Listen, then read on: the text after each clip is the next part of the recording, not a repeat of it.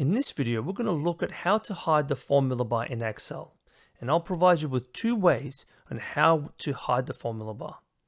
With the first method, go to the View tab and uncheck the formula bar checkbox in the Show group. This will immediately hide the formula bar. So let's go ahead and show the formula bar by simply checking the formula bar checkbox. Now with the second method, go to the File tab and go all the way down and click on Options. This will display an Excel Options dialog box. In there, click on the Advanced option, and on the screen to the right, scroll down until you get to the Display heading. Under the Display heading, you'll notice the Show Formula Bar checkbox. Go ahead and uncheck this checkbox and then click the OK button.